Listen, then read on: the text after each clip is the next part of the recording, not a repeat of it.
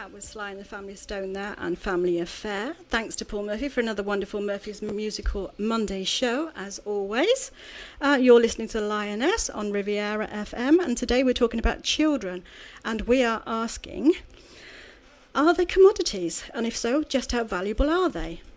I've Max and Nick in the studio with me, and today we're talking about children. As I said, I've got two guests here with me as well. Now, they're both fathers, and they've both been denied access to their children through no fault of their own.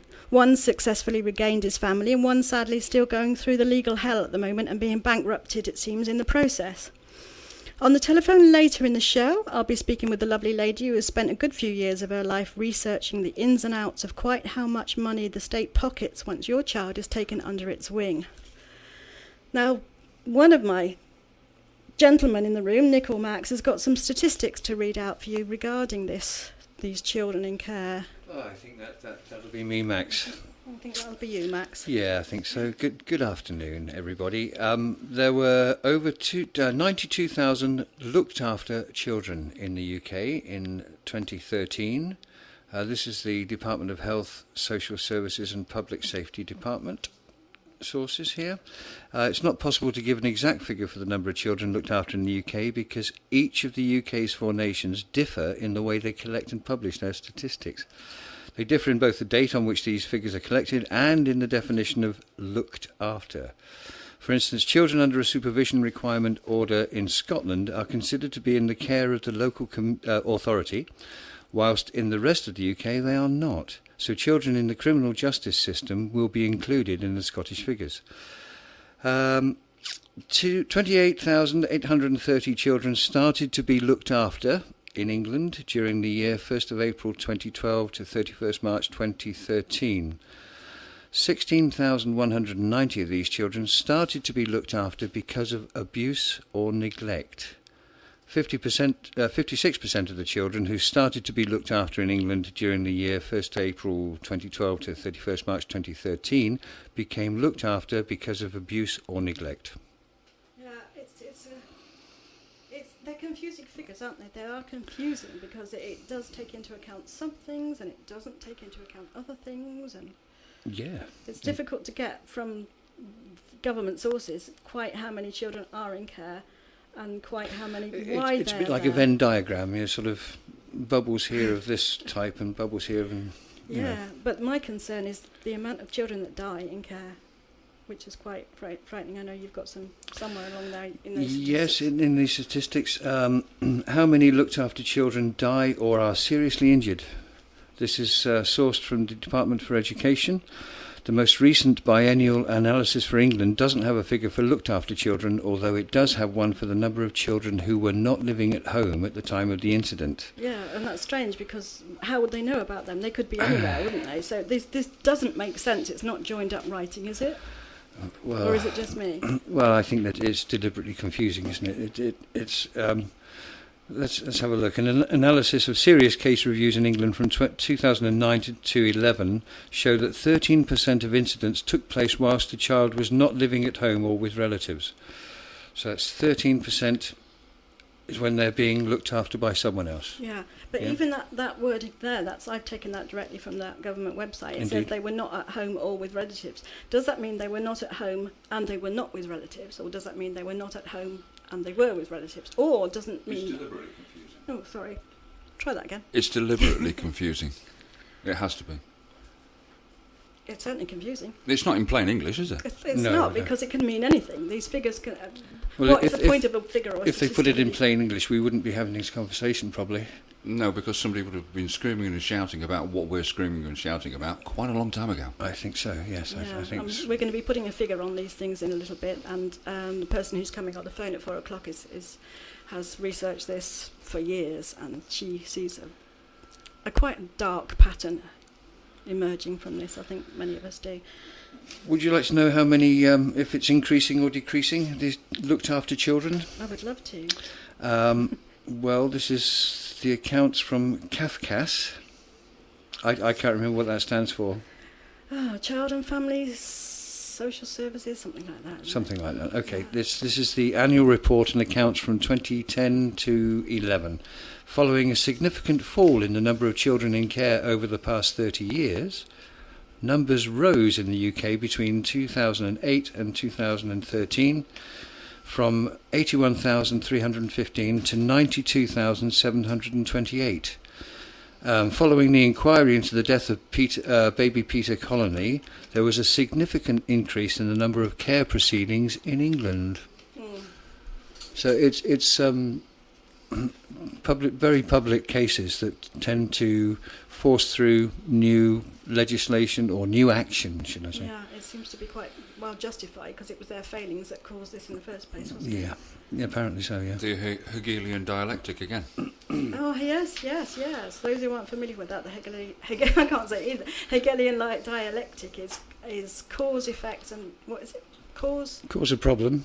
Problem, reaction, solution. That's the one. That's it, yeah. So cause, if you've got a solution, your solution is that you want to take more children into care because you get profit from it, which we'll be talking about later. This is factual. They do get huge amounts of money for taking each child into care. We want more money, so let's cause more problems. One high-profile little child suffers and dies, and all of a sudden we've got the media on our side, we've got everybody on our side, and hey-ho, let's up the profits. And then you write a raft of legislation to allow you to do that. Yeah. Now, this isn't denying the fact that there are children that are obviously in need of protection. And, thank God we've got people that can protect these children. But why these huge amounts of money need to be involved, I think, is something that we need to ask. And the way the decisions are made about how these children are taken away. And the number of agencies and private individuals that are involved in the process that are profiting from it. Indeed, I heard of a case the other day, I'm not sure if it was in America or here, but just because it was a home birth. Yes. The child was taken away. And they were taken away by police too. Now, It was where is police, the police yeah. authority in that? How can police possibly have any authority to go into somebody's home, take their child because it was a perfectly healthy and safe home birth? There is no answer to that. It is. There isn't. Oh. Well, there is an answer, really. I mean, this is what we're here for. We're asking the question of these people, aren't we? We want answers from them. Absolutely. Would be nice. There must be a reason why they've done this. It would be nice. Well, Nick, you've got something too, haven't you? I have, and this is quite shocking. A child disappears in the UK every 3 minutes. Every 3 minutes, a child disappears in the UK. That means during this show, 40 children will disappear in this country alone. This is a horrifying statistic, and most people in Britain have no idea how huge the problem is. For years in the UK, we have seen missing children as being a problem linked to teenage runaways.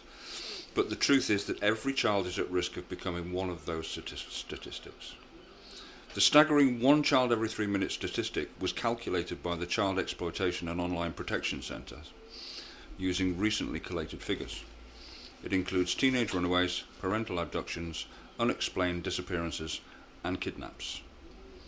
In terms of parental child abduction, the Home Office statistics will only strictly count those incidents that fall within the legal definition, which consists of the child being taken or sent out of the country. Home Office research study on child abduction examined 798 police reports of child abduction in England and Wales. Just over half, 399, were attempted abductions. Out of 798 reports, 56%, that was 447 of them, involved a stranger. 47%, 375, were attempted abductions by a stranger, and 9%, that's 72 of all reports, were successful child abductions by a stranger. 23%, 183, of all reported abductions were parental. Greater Manchester Police received 11,819 reports of missing children in 2010 to 2011, with 2,281 of those aged 11 or younger, and the youngest just 3, just in their area. Detectives closed the files completely on 8 youngsters who have disappeared without trace for at least 6 months. Riviera FM. Everybody is listening to Riviera FM. We have to thank local boy Roscoe for the words to that, which he generously supplied to the Hollies. And back over to Sarah. And he ain't heavy, he's my brother.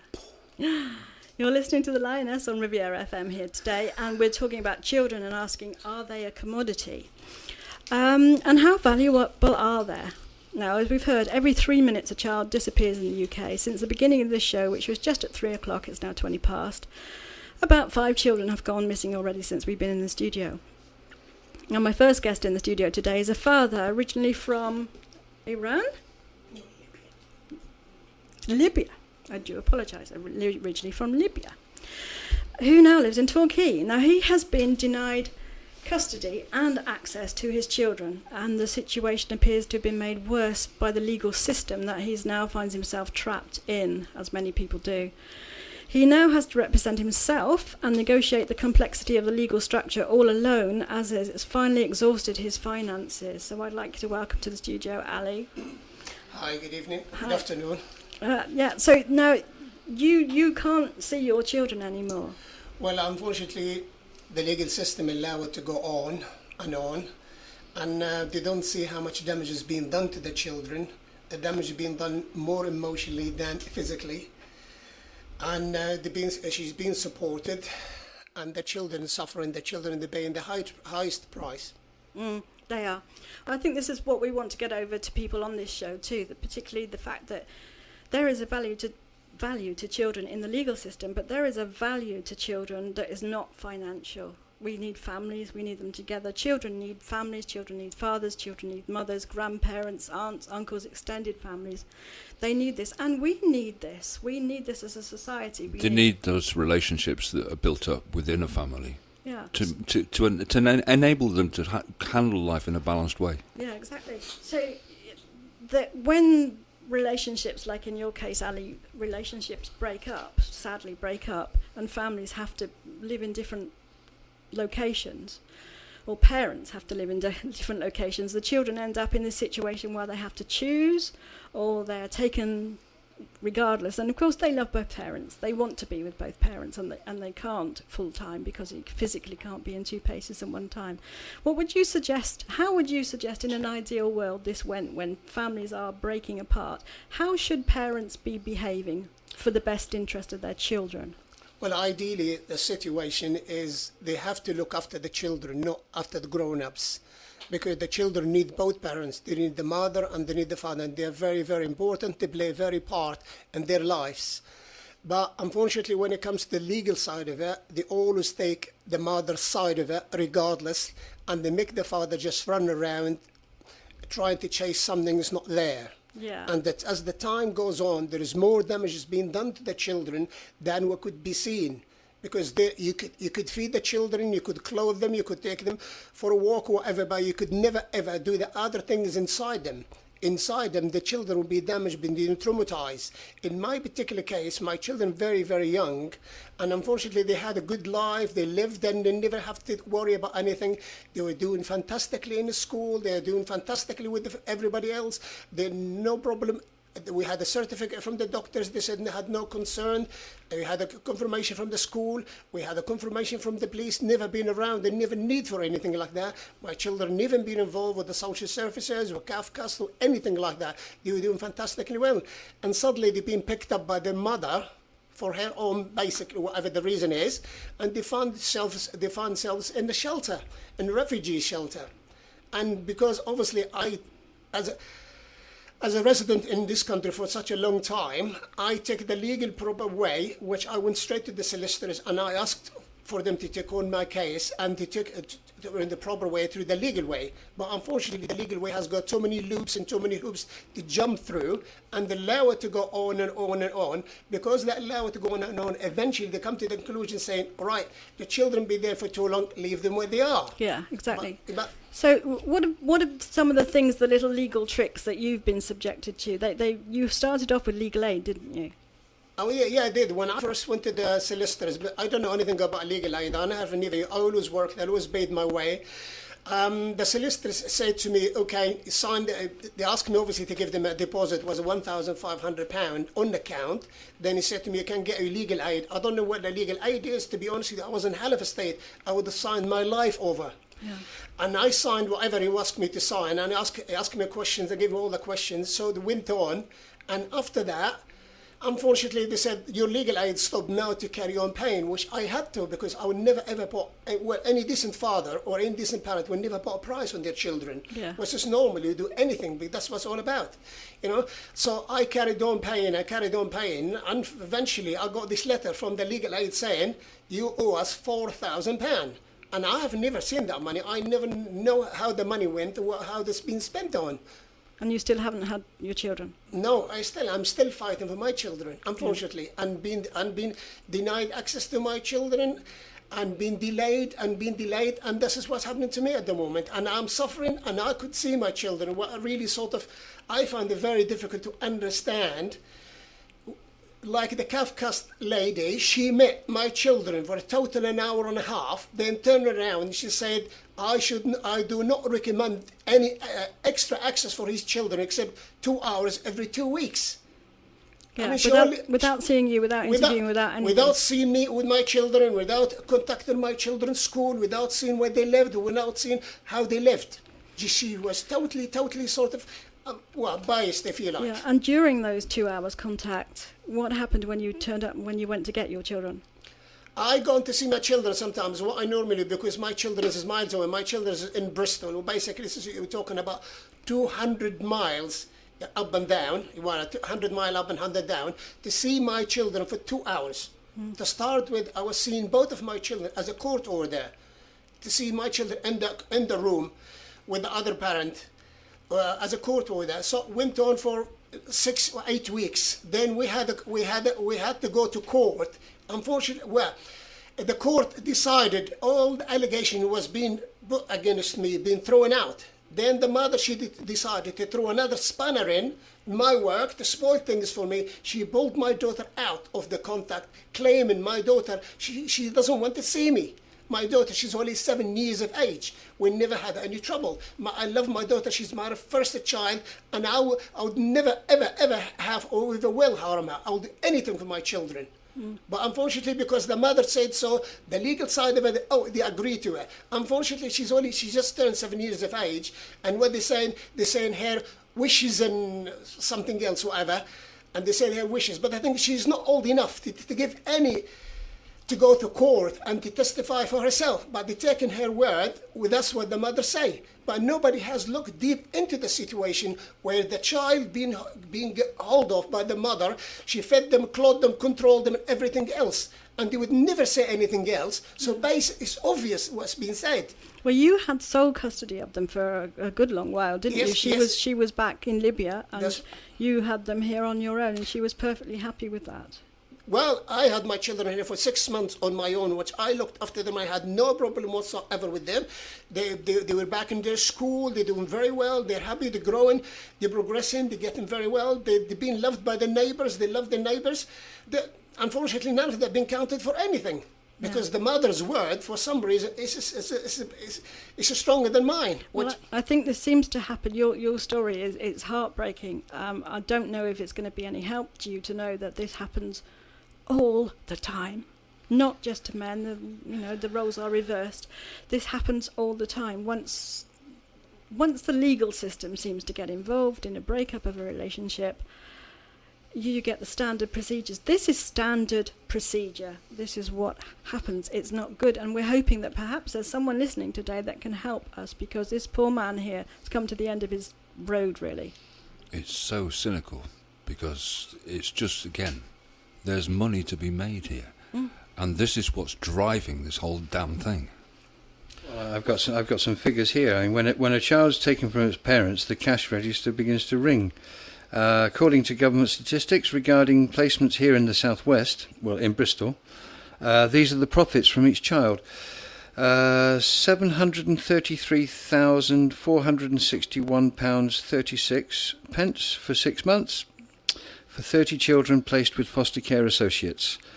This 733,000 is divided by the 30 children that refers to, and multiply that by 60,000 children currently in care throughout the UK. That generates a tidy £2.8 billion per year. Yeah, now those statistics were taken from Bristol because I thought they were appropriate today. Yeah, indeed, yeah. £2.8 billion profit to be had for children. Yeah, of course, that 2.8 billion doesn't include legal fees, which our Conservative estimated says at least 20 billion a year. Riviera. And maybe you would need it up there. Oops. Hello. First deliberate mistake of the day. I hope 10 points for those who noticed that. That was Ed Sheeran there in Small Bump. You're listening to Lioness on Riviera FM, and today we're talking about children and finding out if they are a commodity, and if so, just how valuable they are. Every 3 minutes a child disappears in the UK. Since the beginning of this show, 10 children have now gone missing in this country. 10 children gone. Now, we started the show by hearing about the problems involved in the legal system from Ali here.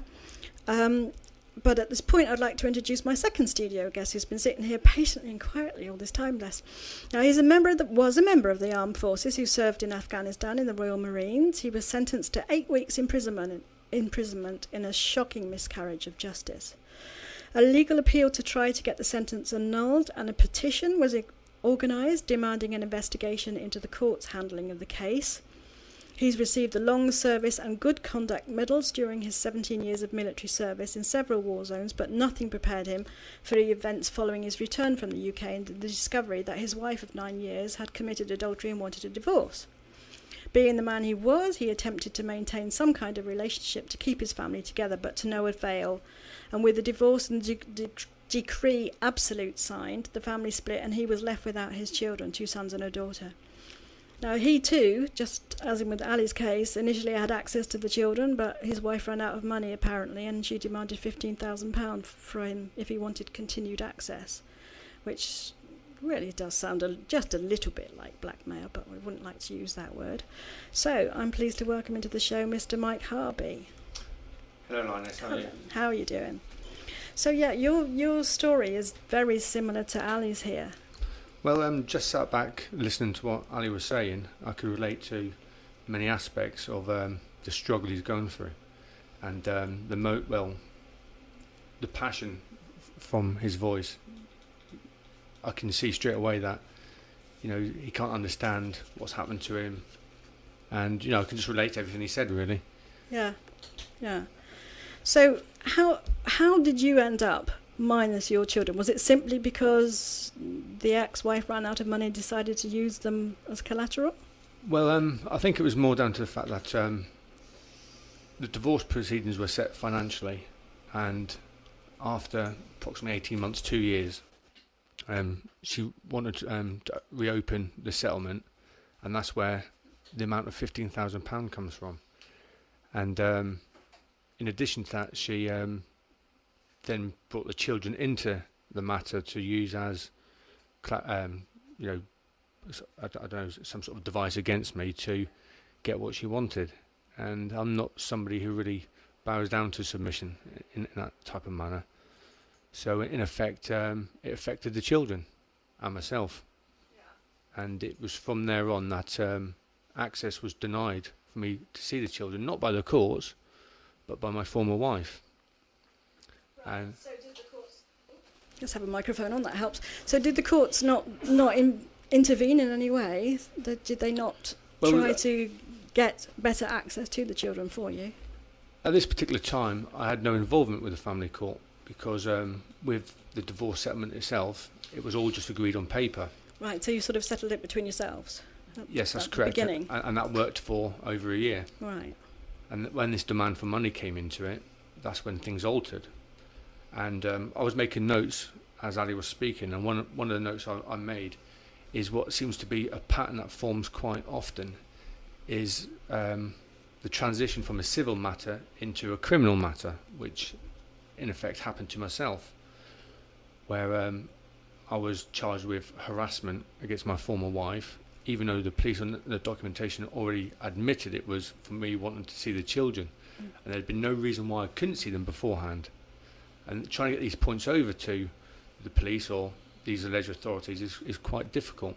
The good thing what separates me from Ali's situation here is I was quite aware of these sort of circumstances happening to people, I come across so many different people who are in this situation, and it's only when they're caught in the middle of the family courts that they realise it's a bit of a stitch up, if you like. Yeah, well, you were lucky because you had quite some support, didn't you? You had quite a few support groups and things, and Ali finds himself in the middle of this with absolutely nothing. Yeah. So hence the idea that I invited him on the show today, really just to see if we can get some support here and some help, because there is help and there are success. You are a success story, but it took a long time, and it took you ending up in jail on the process. It did indeed, yes. Yeah, through no fault of your own. Well, the thing is, I think there's so many people walking into this blindly, and with Max and Nick reading the statistics, whichever way you want to look at how they actually put across, is these circumstances can happen to anybody, and people walk into a lot of time walk into these family courts blindly. A good thing for me, regardless of what happened to me, we're going to prison and everything else, which is part of life, I suppose. Is at least I was aware of the situation I could potentially be put into in regards to the family courts. Yeah. Now what we're doing today is sort of raising awareness of how these things go, and the fact that people do innocently, and I'm using that word carefully, innocently go into courts, family courts, which are now quite often secret, closed family courts, which is another very worrying thing. But they go into these courts thinking innocently, blindly, stupidly now, I think, for most of us, that they are going to get what we used to consider justice, that quaint old-fashioned word that nobody seems to know what it means anymore. That they're going to hear the sense, they're going to hear the facts, and they're going to say, yes, let's look at what's best for the children. And what's best for the children is two parents and as stable as possible a relationship. But it doesn't seem to go that way. Well, it seems to me, in quite a perverse way, the court system itself uses what's best for the children to their advantage, not to what should be rightfully to the children's rights, or to the parents, if you like. And from the notes I just made a few little notes from what I was saying, and what appears to really happen is lies and truth matter not. No. It's how you are able to put your case across, and I think this is where self-representation comes into it. And if anyone finds themselves in a situation like this, no matter how hard it is because it's so easy to go to a solicitor thinking, oh, it'll be done and dusted, it'll be all settled in 6 months from now or less. It doesn't seem to be the case. No, it's not good news. I don't think we've got good news to tell people, in the sense that, don't worry, there's a magic pill you can take or a little special button you can press and we can just make this happen overnight and you're going to get access to your children anymore, because there is far too much money involved to do that. And with legal aid being taken away from solicitors, they're far less likely to get involved, I would have thought. Yeah, we had a guest on recently on our consent show, I think it was. That's correct, Anne Bell Chambers, a wonderful lady from Bay Advocates, who came along, and she tells us that they're very concerned, lawyers are very concerned, because now there's this initiative, again, to not fund legal aid, so therefore there aren't going to be the good defence solicitors out there. They're not going to be the crummy ones either, but the good ones are also going to sort of go by the wayside. And we just said, there's civil... CPS, the crime, what they called? Prosecution, crime, yeah, the Crown Prosecution Service. Where's the Crown Defence Service? Just a thought. That's a good one. Yeah, but you were caught up with Kafkas, weren't you? Everybody we hear, when we hear the Kafkas word, it's Well, again, I can relate to Ali's situation, because I did have Kafkas involvement, because I took it to the court after I came out of prison, and I was going through the appeal process for that criminal conviction to be quashed. We just want to mention that this was all part of the children's issues, that you were criminalised to get you out of the way, basically, or to sort of shut you up. It could be deemed that way, yes. Yeah. It's where a civil matter becomes a criminal and false allegations get put forward. Puts, in my situation, me in a bad light. Mike, didn't they actually sort of try to lock you up, more or less, for giving your children Easter eggs? That I can confirm that is true, yes. Yeah. Easter eggs and a birthday present. How dare you? I know. No wonder you got locked up. You deserve it. Yeah, but this happens. We've heard people that have been sending. Now, I think both gentlemen in this room can identify with this. Father would want contact with their child. They have agreed contact. They turn up, and the wife says or sends messages or sends the mother to say they've got chicken pox, or they've got an upset stomach, or they're not very well today, and you've wasted your day going there. Not only have you wasted your day, you don't see the child doesn't see you either. Those seem to be the sort of stories that drag things out again, and then so the parent, the father in this case, can become a little frustrated and can perhaps send a text message and saying, what are you playing at? Can I see my child? And then those things go straight ahead into CAFCAS, etc., and they're used as evidence, and you're accused of being harassing. Now, this happens all the time. Well, you mentioned earlier about CAFCAS. In my particular situation, after coming out of prison and do my appeal process, I took it to the family court, where I took it to the court, and that's when that gave me a foundation to start making headway within the family court. The dealings I had with CAFCAS, initially there's a lady that was put onto the case, very similar to what Ali said. I had a 37-minute phone call with her, and she determined all the evidence from that 37-minute phone call. Just on a phone call? Your children's future with their father had rested on that? All on a 37-minute phone call. You had 37 minutes more than Ali. If that helps. Yeah. Which it does. The good thing, and there's always a bit of good news somewhere, is I was able to constructively, with the help of a friend of mine, to sit down and take apart everything CAFCAS had said to get this individual taken off the case. Good. I think we've got to do that. We've got to stand up for ourselves, and we've got to start taking responsibility, I think. You haven't heard anything yet? Stay tuned to Riviera FM. There, and Tiny Dancer. Isn't that a lovely song? I think we're all having a little dance around here. This is Lioness on Riviera FM, and Max has got something for us. Every 3 minutes, a child disappears in the UK, and since the beginning of this show at 3 p.m, 15 children have now gone missing. Right, just like to announce this. This is the charity Families Need Fathers. It's holding an open meeting in Exeter next month for mothers, fathers, carers and grandparents to find out more about the changes to the family justice system brought about by the new Children and Families Act 2014. The Act heralds the biggest change in family law for a quarter of a century, and the meeting is an opportunity to find out how this will affect separating parents.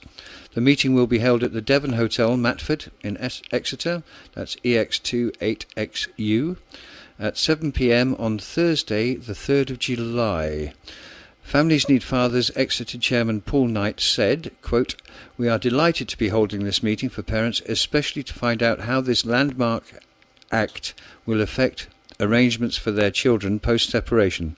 We have top-class speakers in Norman Hartnell, Director at the Family Company, Exeter, and Peter Mitchell, Head of Service, CAFCAS South West, and we expect the evening to be highly informative and useful for everyone attending. To find out more about the event or Families Need Fathers, please contact Paul Knight on 07968 946 463. A child disappears in the UK every 3 minutes. We've said this already. And children who go missing are at risk of harm. When a child goes missing, there is something wrong, often quite seriously, in that child's life. Police are immediately responsible for investigating the case, and along with local authorities, children's services are responsible for safeguarding the child. The reasons behind missing incidents are varied. Where children go missing as a consequence of specific distinct circumstances. The serious problem of missing and abducted children in the UK is a broad, complex and challenging issue. In the UK it's poorly defined, lacking inaccurate statistics and subject to an array of responses at local, national and international levels. Being missing from home or a place of residence not only entails several inherent risks for children and young people, but it also a cause for and a consequence of other grave concerns in any child's life. The reasons for which children go missing are broad and varied. Some young people will have decided to leave home. Others will have become increasingly detached for various reasons, while some children are forced or abducted. According to research, 70% of children and young people reported missing had done so by choice. This includes those who stayed away from home without permission, without intending to leave for good. Children who have been abducted will not necessarily be recorded as missing children. Children and young people are also caught up in custodial disagreements between parents, sometimes leading to child abduction by the non-custodial parent. This is also an offence under Section 1 of the Child Abduction Act of 1984. On separation, where the parents cannot agree on residence and contact arrangements, the family courts will intervene and decide which parent takes principal custody of the child. This can be a particularly contentious issue where the mother and father live in two different countries or are from two different cultures. An aggrieved parent may abduct their own child from the may is in this case not synonymous with must. Abduct their own child from the custodial parent. As a result, children are at risk of harm where abducting parent may present a danger to the child, or where the lack of ensuing contact and sudden change of locality may detrimentally affect the long-term well-being of the child and its relationship with the other parent. Yeah, so it can happen, it can be okay, and it won't show in statistics. Rather Apparently worrying, so. isn't it? So we were just talking in the break here. Everybody, I'm going to put everybody's mics out so we can just join in the chat here. We were just saying, Ali, we just said really quite an emotional point there that it's not what you see on the outside of a child; it's what you see on the inside. It's what's going on inside that matters to that child, particularly when they grow up. Yeah. Well, unfortunately, this is what I found. I found in a very hard way. When you go to court, they all look at the outside. They look at the child. They say, "Oh, the mother's doing a good job. She's feeding them. She's clothing them." That's what they see. They don't see the other side of it. And unfortunately, the trauma, the children been traumatized. The children been scarred. The scar is not on the face. It's within. And the scar would not show straight away. The scar will come up sooner or later. It will affect their lives later on. And unfortunately, that needs to be seen to. That needs to be considered. And that they need to be. That's very fact. And that needs to be looked at in very deep way. That if the children, if anything wrong with the children, with the relationship with their father, with their mother, whatever, that should be first. The children should be priority. And when I went to court, I expected the justice. Well, this is what I asked for and expected it to happen. But unfortunately, I did not find any justice. Only thing I found is they putting me through on and on and on and on. And more delays and more money to be spent and more suffer for the children. And the only thing they can see is, okay, the mother is doing a good job. She's feeding them, she's clothing, that's that. I got nothing against any mother in any shape or form. Obviously, there is a bad fathers, there is a bad mothers, but I'm talking about my own situation. But unfortunately, in general, I found they don't look to what's inside a child, what's happening in the brain of that child, how that's going to affect the child. They only see no, the mother's doing a good job, she's feeding them, she's taking them to school, this is that. But somebody needs to come very deep into that and to come very close to the children. Well, and then I found something very, very frustrating. Like, when you have your own children, you lived with them, you grew up with them, they grow in your eyes, and you did everything for them. And suddenly, you bring a foreign body, like a Kafkas, or so selfish, or some support worker, or some service worker, or whatever, and they interviewed your children or meet your children for half an hour or an hour, and suddenly they are expert on your children, and they're telling you how to run your life and how you should do this and how you should do that. Would you say, Ali, that the Kafkas and the authorities that come in, would you say that they almost consider that the children are their property? Well, unfortunately, they think this is just a toys in their hands. Yeah. They just play with them and place them what they like. Yeah. Well, from my experience, what I see from it is especially come from a military background, I can see the same sort of principles here with Kafkas. Is they're following procedure, and the procedures they're following are dictating the personal circumstances of any particular case, and that to me is one of the big hurdles I had to jump over. I had to basically put into its box, and this is what I see happen time and time again. These procedures are taking over common sense. And they're chasing targets. And they're chasing targets. And ticking boxes. Yeah. Yep, and that's all it is. Yes. You know. Yeah. But Unfortunately, of course. Unfortunately, all these outside organizations be invited in, they take the judge, they'll take their word for it, and they talk to them they talk to them like they're authority. But unfortunately, when you look back to their own background, you find they come from messy background, and they're not even their qualifications. It does not qualify them to make that kind of judgment. But the court listens to them, but does not listen to the father who knows the children right through their lives. Yeah, I think that's something we're going to have to discuss after the news. I think there's a point there, definitely. Right, I'm just going to bring in the news, and then we'll have my next guest. Broadcasting online. www.riviera.fm. Torp Bay's community radio station. This is Riviera FM. If you just joined us, you're listening to the Lioness on Riviera FM, and today we're talking about children and asking, are they a commodity? And if so, just how valuable are they? Every 3 minutes, a child disappears in the UK. Since the beginning of this show at 3 o'clock, 24 new children have gone missing. Now, on the telephone, I have a lovely lady. She is one of the hard-working researchers at the UK column, and today we're talking about a subject on which not only is she passionate, but she's very knowledgeable. So to join us in the conversation, I'm really pleased to welcome Kate. Hello, Kate. Hello, Lioness. How are you? Hello, Mick. Hello, you right?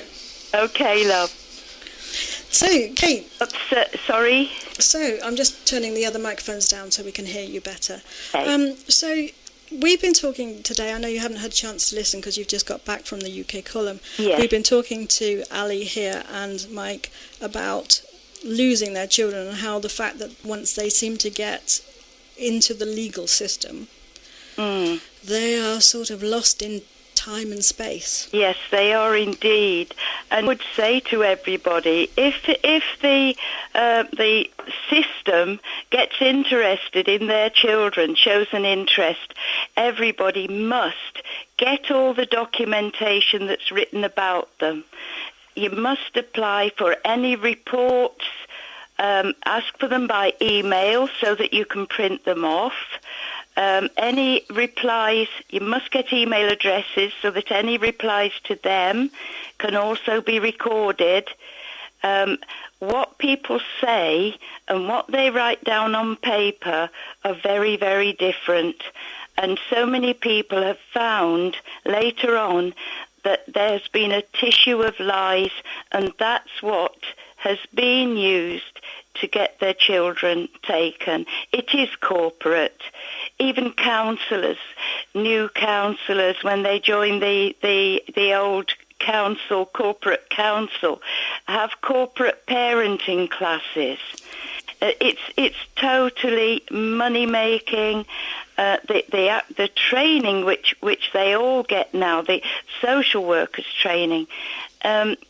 I would say it could be harmful to them, because the tactics used on them, if they don't knowledge and they don't give their permission, it could be classed as assault, because they do change. Their attitudes change, their minds change. And there are some really, really good people who go into social work wanting to do the right thing, and suddenly they find themselves in this maelstrom where they're not allowed to do the right thing. Have you found that, Mick? To a certain degree, yes. One thing I can back you up with is creating a record. Every time I had a conversation with someone from the CAFCAS, I would write it down, follow up with an email confirming everything that was spoken in that particular phone call conversation, in case there was any misdemeanors, anything that they would try to sort of trip me up with, or misconstrued. Would you go so far as to record the phone calls? I don't think I'll answer that one. I would say if you have a phone call, ask them for it in writing. That's the safest way. Say, I don't want to discuss this, please put it in writing. Because it really is bad. There are lots and lots of families who found out later on that a total tissue of lies was written about them and about their children. So you've got to keep up. If you have a solicitor, you do the investigation, you do the work, get all the information for them. I wouldn't trust anybody but yourself in this matter. It's so important. Yeah, again, I agree. Agree with you on that one as well. In regards to my criminal conviction and my appeal, I instructed the barrister and the solicitor. I was telling them what to do. And this, I know that's slightly off the family court procedure, but it's the same thing. It's taking control. If you have got a solicitor, you document it all down and you hold them accountable, because it's your case, it's not theirs. Yes, and if they are genuinely working for you, they will not tell you to sign anything or agree to anything unless you are happy with all the information to do with the decision you make. Yeah, well, it's important to remember it is your case, and nobody has more of a vested interest than you. That's right, isn't it? So if you say to your lawyer, I want you to do X, Y, and Z, if they're reluctant to do that, then there may be a good reason why not. We can say, well, you've had much more experience than me in this field, so can you tell me why not? And you don't have to just agree with that, and you certainly don't have to hand over various rights and things to children. But you mentioned there, Kate, something about this thing that I've heard of quite a lot. Can you explain to listeners here what corporate parenting really is? Yeah, it's the corporate parent is the parent without a soul.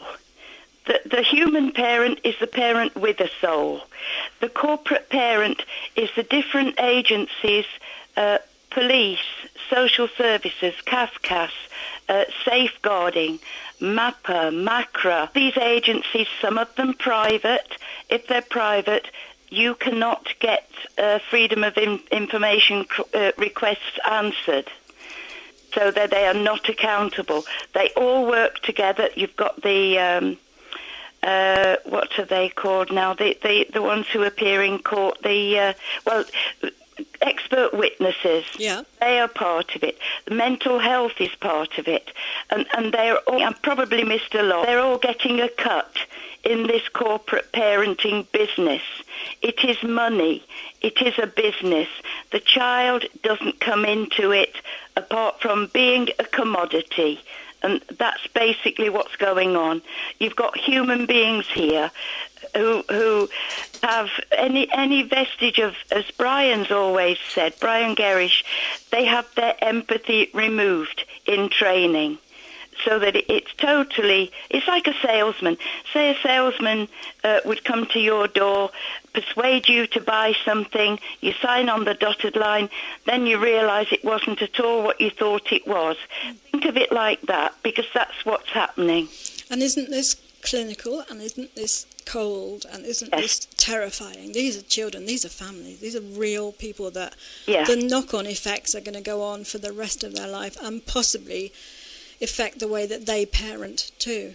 And the damage that it does to the children, that's what is never acknowledged. You've got children terrified, being taken from the ones they love. Okay, sometimes it is justifiable because there has been damage.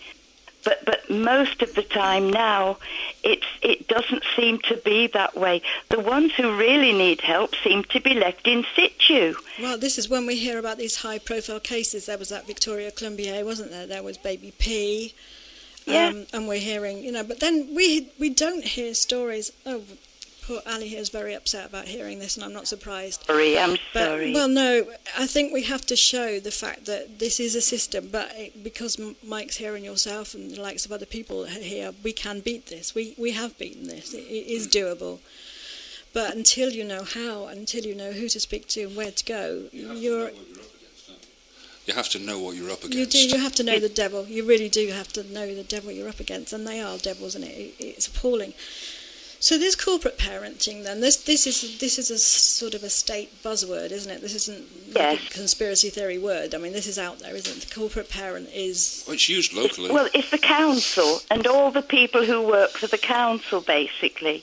or with the council, partners with the council. The council describes itself on certain websites as the corporate parent. Yeah, exactly. So it's really saying we have got a higher authority over your child than you have, and we're going to come and interfere and do whatever we want, and you will do what we say until what? Until we're satisfied, they're satisfied?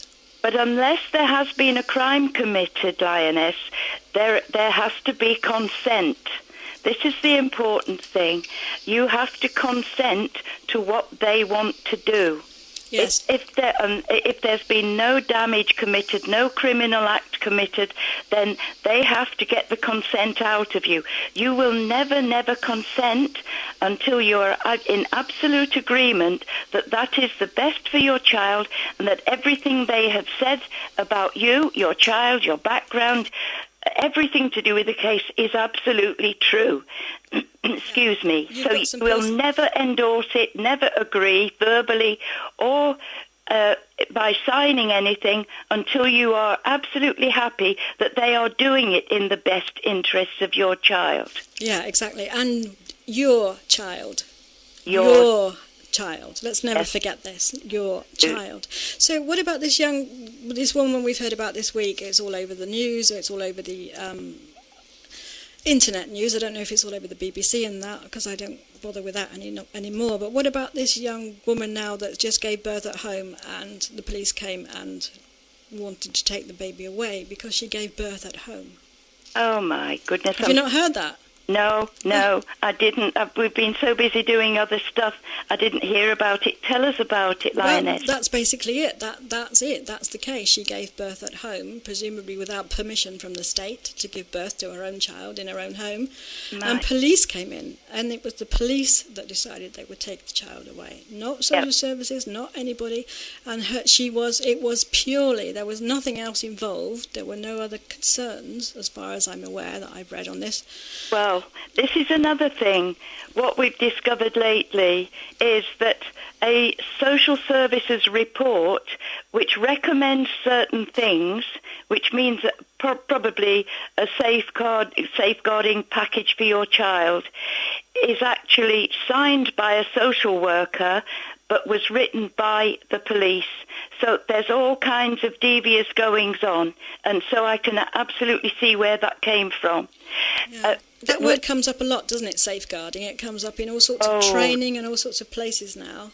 I think it's safeguarding the corporate entity, not the child or the family. I think that's what it really means. Yeah, so do I. Safeguarding the bottom line, the money here.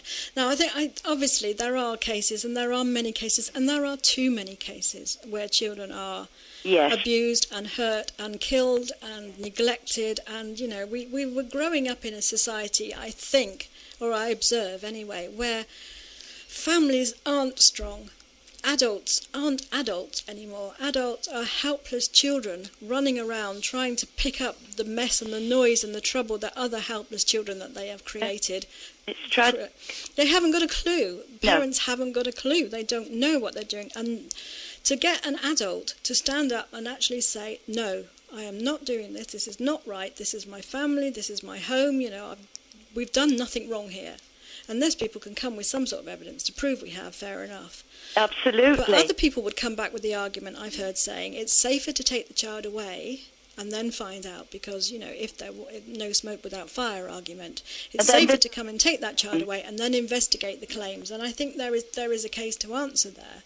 I think that the damage, though, to that child being taken away in such circumstances can do far, far more damage than good. Right, yeah, I think it's a difficult one, though, because it only takes one wrong guess and a child is dead, like with baby P. That's right, but what we can't have is lies and discrimination for no other reason than they want a package, they want to earn money. We can't have that. Yeah, well, I think Max has got some figures here about the money. Is that what you were looking at there? Yeah, well, we said earlier that each year we got £2.8 billion a year generated by the 60,000 children currently in care. Now that doesn't include children in local authority care, nor children in special units or other specialised private institutions, which can claim an additional £1 million per child per year. That's your own figures, Kate. Mm-hmm. That's from the UK column. Okay, there's a lovely little typo here I've got to read out. It said we mustn't forget, of course, the experts, the child psychologists. The psychologists. That would have been me. I do apologise. Psychiatrists, specialists, report writers, and psychotherapists. But I actually quite like psychologists. I think it's a Freudian slip. That's when rather I read wonderful. That, yes. But so who benefits when a child is not with its family? We're talking about local authorities, as we've already seen, the legal profession, which is estimated at £70,000 a day, medical experts and consultants, £3,000 a day, foster parents and therapists in court is £3,000 a day, specialist schools, £7,000 a week, adoption and fostering agencies, a minimum of £18,000 per placement. So you can see it's a big business, and it soon adds up. It certainly does. I'm going to play some music. Kate, would you stay with us until after this? Certainly, Lioness. Wonderful. I'll speak to you in a second. Thank you. Riviera FM, Torbay's first community radio station. Right, the fostering network in the United Kingdom was delighted to publish that year ending March 2009, its income skyrocketed 18% to £6,539,693. Salaries alone, to keep up with all the incoming children, skyrocketed too. Now that's 2 million times 2,615,765 pounds. There we go. In Hansard, Harriet Harman of the Paedophile Information Exchange, we've mentioned in a previous show, is quoted as saying, quote, last year something like 200 people were sent to prison by the family courts, which happens in complete privacy and secrecy, unquote. Local authorities can and do have gagging orders against the entire media and press, so they cannot report on these matters. In case you were wondering why you've never heard about this, there's also an injunction on revealing the contents of the gagging order. This means there's no legal redress at all. This is 21st century Britain, but it feels like we're hearing about the state appears to be trading in children in complete privacy and secrecy, and it is very big business. It is big business, yeah. I just want to say that was Kelly Clarkson there, and because of you, the music we just played here. You're listening to the Lioness on Riviera FM. Today we're talking about children, and we're asking, are they a commodity, and if so, how valuable are they? Every 3 minutes a child disappears from the UK. Since the beginning of this show, now 27 have gone missing. And I have Kate on the phone here with me. Hopefully I've still got Kate on the phone with me. Hello? Yes. Hello. Oh, you're still there. Hello. Hi, honey. So, yeah, we're discussing this, and we've just been having a word with Ali during the music here, and he's asked me to ask you what you think about child psychiatric reports. I think I can say that in his case, there's a stalling again. They're stalling, the one thing after another, just to drag the process out. But the point now is that the mother is alleging that the child is frightened to see him, and they want a psychiatric report done on this little child, and of course they want the money for it up front. Yes. And everything's on hold again because they've already wiped all his money out from dragging it through to this point. Have you come across these psychiatric reports, and do you have a view on them? I haven't come across the actual psychiatric report, but I do know that they will try to get people to have psychiatric assessments, and the best people to help with that are CCHR. You can ring them. If you can get their number, their email address, you can contact them and ask their advice. What does that CCHR stand for? The Commission on Human Rights. Oh, right, I see. Yeah, and they are really, really helpful in that situation. Right, because I think from reading between the lines, it appears that the judge who suggested this report or ordered this report appears to be on side. He does appear to be wanting to gather evidence and not listen to the nonsense, but unfortunately there doesn't appear to be any evidence. Has Ali put in any evidence for himself into the court? I'll let him answer that. Hi, Kate. Hi, Kate. Hello, Ali. Hi. Sorry, what kind of evidence you mentioned?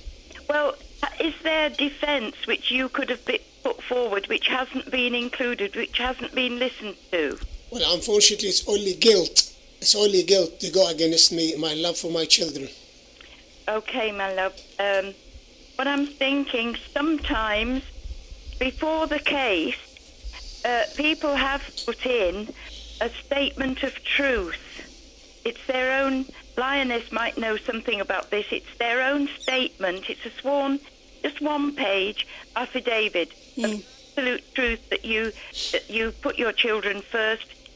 You will do everything in your power to look after them, keep them well, keep them healthy. I think he's done that. I think that's been done in the past. I think I recall him telling me that had been done. That has been done with all the information of wrongdoing from others on dates, a timeline attached to it, and put into the court before the case starts.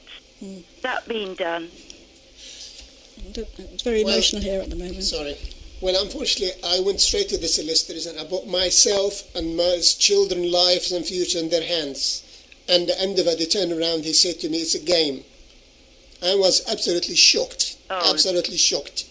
I mean, they're playing with people's lives. They are small children now, but they're going to grow up. They're going to be human beings. If they are damaged, they will do the damage again to somebody else. They'll remember. They'll know. Just have faith. They will. If I were you, I would do a lot of praying at the minute. I do every night. I do that every night. But unfortunately, it's just not easy circumstances because as I said to you before, it's only guilt I have got is a love to my children. But unfortunately, the mother, she got the upper hand by her solicitors playing dirty game, which is called delay and delay and delay. And right through that time, the children, they don't know where they are, they don't know what's happening to them.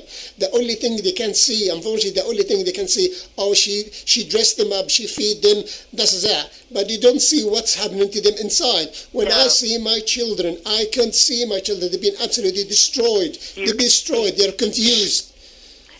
Ali, I'm so sorry. This is just typical. It happens so often. Yeah, but this is not justice. Unfortunately, you're talking about the third world, the fourth world, going back to the Stone Age. That's We right. are not. We're supposed to be 21st century. We're supposed to be up to date with everything.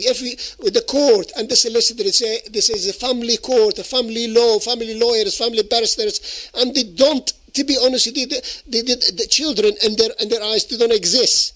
They just allow it to go on and on and on and on. Oh, Ali, I know. Well, it would seem that this system is designed to do exactly what it's doing. Yes, I agree. I agree 100%. It's working very well. And it's breaking up families, it's destroying the trust in children, and there's no end of damage that it will continue to do if we allow it to go on. That's right. And I think an important point is it only takes one parent, say in a custody battle, or when two people split up divorced, it only takes one parent to act in that manner to just feed that system to keep it going. All that controversy going. Make the cash register ring. Yeah. And this is where the emotions get hold of people, and it's happened on a vast scale. I've obviously been in a situation similar to Ali's in this. From the father's point of view, what I think tends to happen is by pushing the father out, makes the job easier, I suppose. But I think this is what's happening is pushing one of the parents, mainly usually the father, out of the way. Yeah. Seems to be the first step, and then we've got really. I don't know. They've got the I think we might be moving into a larger agenda here. Actually, I think we're talking about sort of Agenda 21, corporate government taking over. I mean, honestly, when I saw the mayor of Torbay telling us that to look upon us, meaning the council, as your corporate parents, when I saw him say that, it grated. I've said this before. And I think it's part of an entire agenda to take away the children to break up the family, to to make the children do the bidding of the state. And they are state. From as an early age as possible. Get everybody going out to work for them. And in that respect, the more damaged the child is, the easier it is for the state to mould them the way they want them. Yep. And they can then, as you say, then all sorts of tools can be used against them, which we spoke about a couple of weeks ago. Is this where think tanks come into it? Forever hearing Common purpose. Think tanks. Yep. Reshaping, reframing. Acting outside Reset, your I think, is the authority. new one, isn't it? Reset is the latest thing that people are going to be hearing about. Yeah. But again, like Linus pointed out, adults are becoming the children as well. And this is where we need to stand up and take responsibility. Personal responsibility, absolutely. Yeah. And not rely upon solicitors and as Ali described it, their game. Yeah. That's the first step, I think. Yeah, it's become quite emotional in the studio. I think a number of us are in tears. I'm finding this very difficult. Because I can feel Ali's pain. I can feel it. I'm a parent. We're all parents here.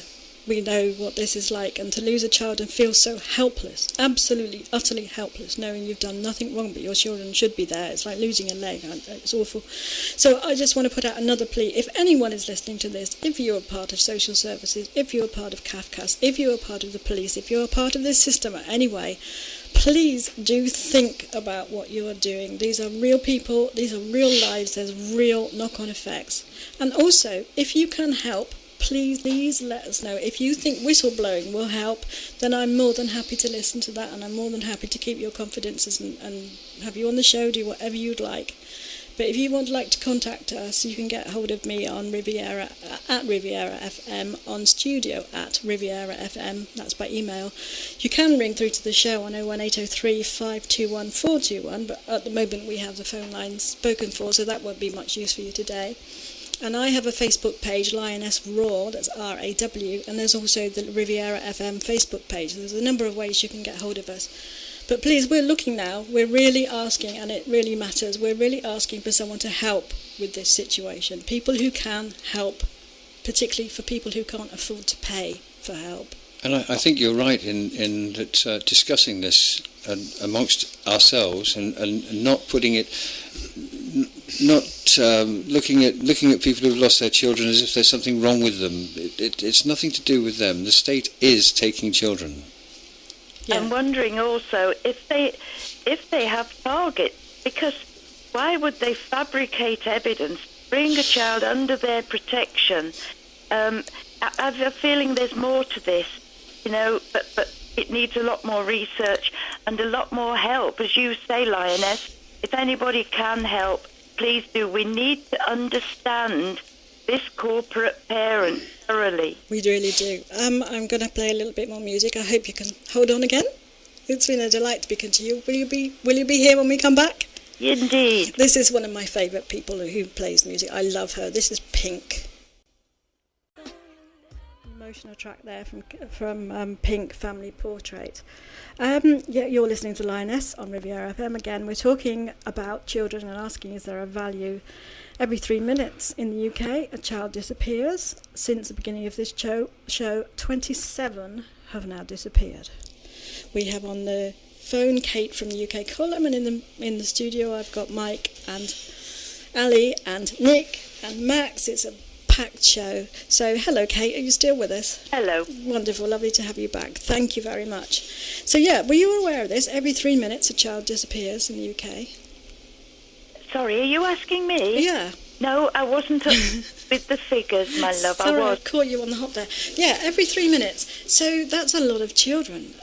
There don't appear to be government statistics that say how many of these are found. That would not be normal statistics, would it?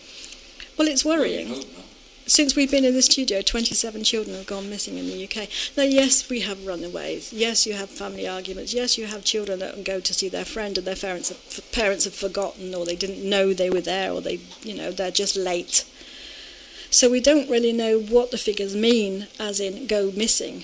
We don't know. And again, that seems to be the case with, I know that Max has read out quite a few little statistics here, and none of them seem to add up. We don't know.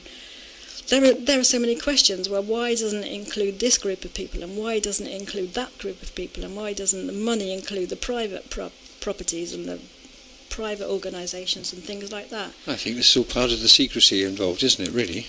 You know, the secret courts, the secret amounts of money being transported around the place, and slavery. Did I say slavery? Child slavery, yes.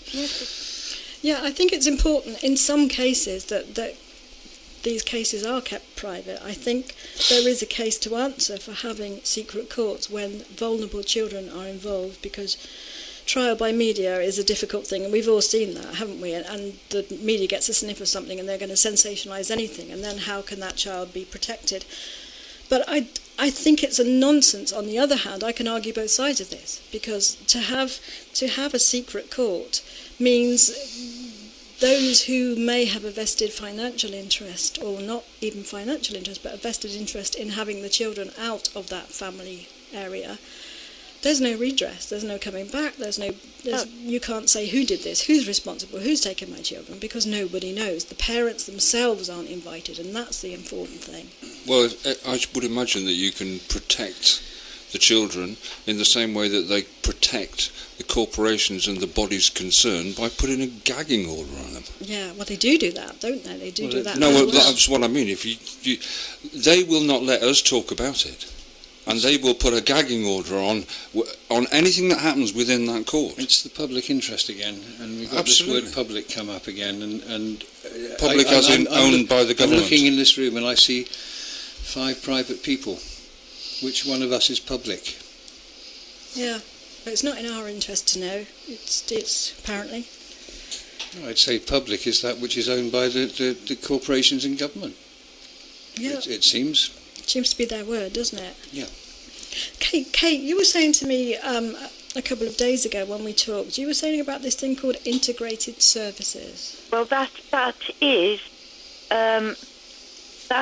is how it all works. That they are stakeholders. They all work together, cover each other's backs. I'm sorry to say it like this, but I'm afraid that's how it's working. I think So somewhere, is there not a contract with all these people's names and signatures on them? Well, if you look on safeguarding for any council, a safeguarding meeting, you'll find them all. You'll see them all. You'll see one person who's in charge of safeguarding for the area will have not only that area but a couple more areas as well, like a CEO. Right. You just have to look it up. Okay. Can I just ask one question for Ali? Are they asking for his permission to do a mental health check? No, Kate, they didn't ask for my permission. What it is basically, unfortunately, I find myself in a situation when the judges keep passing the packet to each other. None of them could make a decision.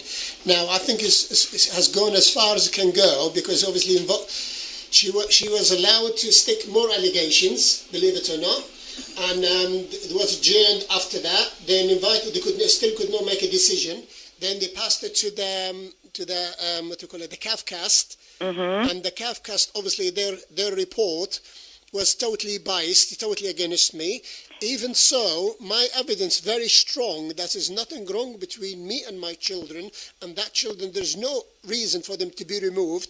That judge, he still could not make a decision. Right. And he still passed the bucket to somebody else by inviting this children's psychiatric doctor to have somebody else, another kind of evidence, whatever, or somebody to rely on, or somebody to blame. Yeah. But all these things, as you know, takes time. Okay. Now, did you get the CAFCAST report by email so that you could respond to it? I had a CAFCAST report, a copy through the solicitor to the solicitors. I responded to that CAFCAST report, but unfortunately she did not like my response, because I was very truthful about what happened, and I told them that lady she lied. And you must do that. You must tell them when they lie. I have done, responded to the court, but unfortunately the court invited her to be cross-examined. When she was cross-examined, my own barrister, she said to me, that lady, Kafka's lady, she said to me, she hates you so much, she could kill you the way she talks about you. Right, your barrister, is your barrister putting any defence in for you? Unfortunately, my barrister, I thought I had the best the money can buy, but unfortunately she wasn't. She didn't put any defense. I'm so sorry. You see, that is why you could have put your own in. That's why you must get it all together, put the lies, who told them, when they told them, and put it into the court to be accepted before the trial. Because you can give a copy to the solicitor, but you put it in. This is so unfortunate. People... I'm afraid you can't trust them. You can only trust yourself.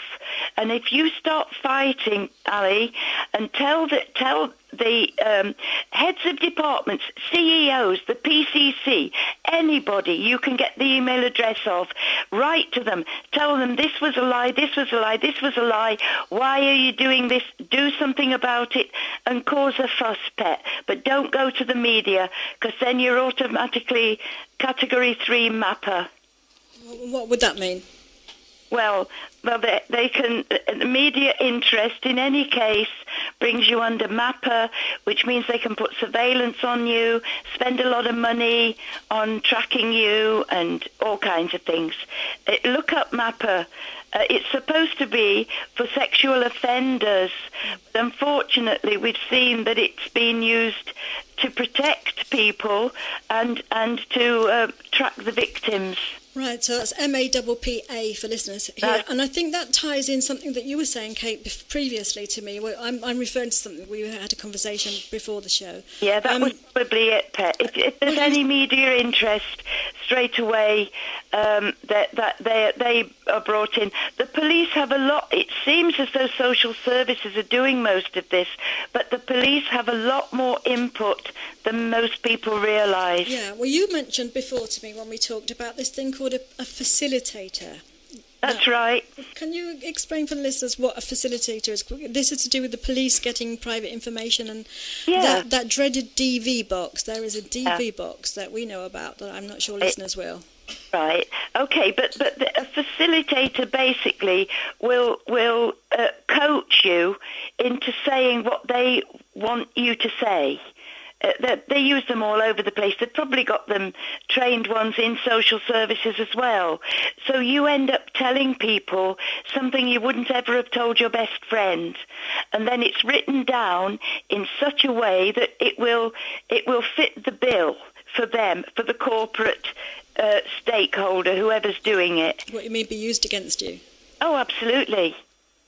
There's no other reason. It sounds as though somebody's using NLP as a weapon, just for a change. Yeah, but the thing is, if it's used on you without your knowledge or consent, that is assault. Yeah. And it's assault on social workers and police who get this training without their knowledge or consent. But it's certainly coercion, and that isn't legally binding if somebody has you under coercion. So NLP, neuro-linguistic programming, is that something that you can talk about a little bit? Is that something that's in your skill set, or should we throw that open to the studio here and see if anyone else can come? It's open because I know it's used so much in diversity training, in all kinds of leadership training. Everywhere you look, they don't want a professional, they want a leader, and they all get this training. So let's throw that open. Yeah, the leader part, that's your common purpose. That's your leading outside authority. Absolutely. Yeah, and if you want a perfect example of that, I've heard that the Mayor of Torquay is claiming to be my corporate parent. If that's not outside his his authority, then I don't know what is. Where were they when it was nappy changing time, I want to know. Pocket money. Not on the wrong end of me, that's for sure. Not on the wrong end of my children. Something I wanted to remind people is that law officers, solicitors and barristers and judges, they're sworn to the court first and foremost. Yes. A lot of people go along to a solicitor thinking they're going to help me, but in actual fact the court comes first. Yeah. Well, they're members, aren't they? I think the Crown comes first, Well, actually. Don't they sworn to the Crown and then the court and then the paying guest? Okay, so you might be mistaken if you think that this guy is going, or that they're going to help you 100% on your side. They can't be. No, they can't. Right. Right, well, thank you so much, Kate. Unfortunately, again, the time is just running away with us here, and we're going to have to wind this up in a minute. Now, I wish these were isolated incidents, but from personal experience, I have on an average 6 people contact me every single day with the similar stories. I don't know about you, but I'm saying I've worked it out over the last month or so. 6 people every day, and that's just contacting me. I'm a nobody. So just think how many out there that this is happening to. And I only wish I could help, but I'm hoping this show will help. So for listeners for the listener, if you have had any success in family courts, if you've managed to find a way not to use your child as collateral, particularly when your relationship is breaking down, I think it's important not to do that. And if you know that your child needs both parents, no matter what the state of your relationship, please do let us know. Maybe you can help Ali and the countless men and women like him, and God knows someone's got to help, haven't they? Yes, and thank you, Lioness, for what you're doing, and thanks, guys, over there. Ali, I really hope everything works out for you and your little ones. I really do. Thank you. It's very kind of you. Thank you. I'm glad. I'm very delighted to know there is no human being out there. Thank you. Bless. People with hearts. Thank you very much. I really appreciate it. God bless you. God bless you too. Right, well, thank you. Thank you so much, Kate. Thank you. Thank you. I'm just going to have to end that now and say thank you to Kate. Kate, people can find out more about you or more about what the UK Column does on, am I right, ukcolumn.org? Yes. Yes, she says casually, just a little thing. We don't do much down there. So, yeah. We never stop. Yes, absolutely. You do not. You do a wonderful job. Thank you so much for joining us. It's been an absolute joy as ever, and I hope to speak to you again soon. Pleasure. Thank you. Okay. Bye now. Bye-bye. Right. Since the beginning of this show, at 3 p.m, 36 children have gone missing. Of course, families are broken up in many ways. No matter what the cause, the children suffer, whether one parent likes it or not, whether one parent likes the other or not. That's the only mum or dad that child has, and to them it's the only one they want. So we need families. We don't need parents to go fighting in commercial wars either. Let's stop killing people and logically ruining their families as well for political ends. Let the politicians fight if they want to. It's their war, not ours. And let the royals fight if they want to. It's their bank balance and not ours. And let's not fight anymore, especially not for them. Let's stay close, rebuild our communities, love our families, and say no to any more of this political divide and conquer tactics, because we need the children to be in strong families. And we can see it for what it is, and we're worth more than that. What on earth could be more precious than our own children? We have to love them, and we have to treasure them, and we mustn't let them come to any harm. So, I'm going to play a little bit of music just to see us up to the news. We'll have a little bit of chat and we'll come back after this. Love is all you need. Love is all you need. The Beatles had it right. Love is all you need. We've got to love each other and our children. Right, sadly, that's all we've got time for this week on Riviera FM. I'd like to thank my guest, Ali and Mike in the studio. Kate at ukcolumn.org on the phone. And our next week's subject will be about mandatory poisoning. It's in the food, it's in the water, it's in the skies and elsewhere too. And to find out more about that, we'll be here at 3 o'clock next Monday. Now, if you'd like to take part in the show, either by phone or in person, you can email me on studio@riviera.fm or message me on the Facebook page, The Lioness Raw, or on the Riviera FM Facebook page.